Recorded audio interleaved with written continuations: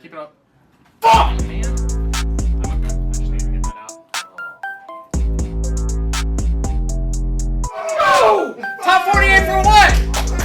Sing! I kind of shit on him. I'm not gonna lie. Go, dude. Oh my god,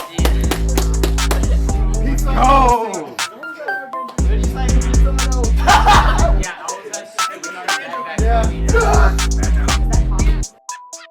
Is that receiver on? You turn that on. The transmitter's on. I don't know if the receiver's on. Is the receiver on? I'll turn it on. Okay. So, I know why you're wrong. You're getting an unhinged interview today. I'm tired as hell. I think she's up. Speak. Hello, hello. Yeah, you're up. Okay. Camera rolling, audio rolling, Camera's here. and I guess action. Dalton. Shh. Can you introduce yourself? Who are you and what do you do? Yeah, I'm Jeff Shell, and I'm the head coach of esports for East Tennessee State University. Can you describe ETSU Esports for those who may not know what it is? Yeah, so ETSU Esports is we are a varsity team here on ETSU campus, competing in various video game titles. We currently have teams in Rocket League, Overwatch 2, Valorant, Super Smash Bros. Ultimate, and most recently we've added simulation racing through a game called iRacing into the program. How did you guys get started? Yeah, so gaming on campus has always been very popular, and as like collegiate esports as a whole started to get a little bit more organized with things like TESPA and Collegiate Star League, Collegiate League of Legends, things like that. Students here on the campus decided to start up, various little splinter clubs from some of the main branches of like, oh, we want to have a college League of Legends team, so we're going to make a League of Legends club, or we're going to make an Overwatch club, or we're going to make a StarCraft club, like whatever that may be.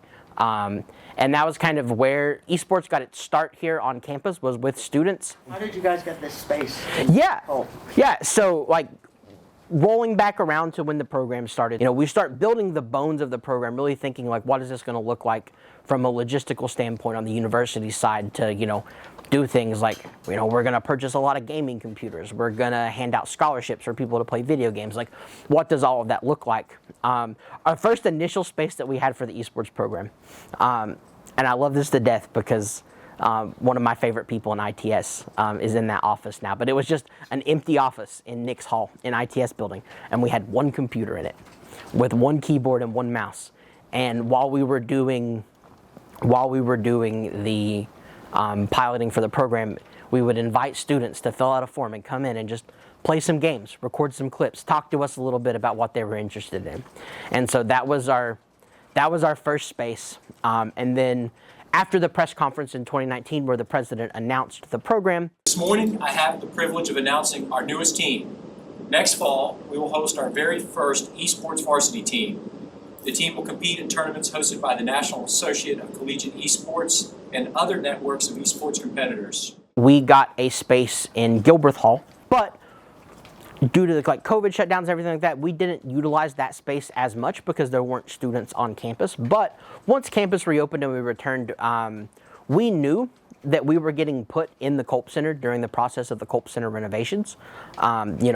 We've got this nice space here in the Culp Center. Anytime you swing by, you can look in the glass box. Come wave hi to us. We love to see people, enjoying seeing the space. And then we also have that really nice video wall outside in the Culp as well, where we broadcast all of our games.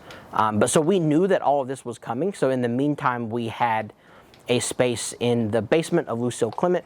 That was kind of our first officially used, lived in, used, played in space while we were waiting for the Culp Center to reopen. And then once the Culp reopened, we've been here in the first floor in the cave ever since.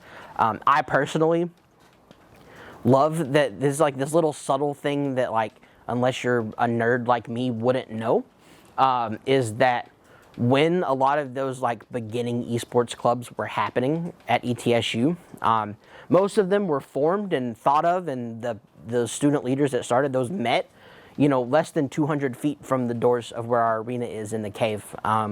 Especially the early 2010s, the cave really was the place for gaming on campus, and it still is. And so I I kind of love to see that come full circle, to see that, you know, as a little bit of an homage to the students that kind of like paved the way for us to have an official varsity program through their student leadership, is that we now have, you know, this space, this, you know, this place to compete at the highest level, and it's, you know, just steps away from where they started paving the way for it to happen.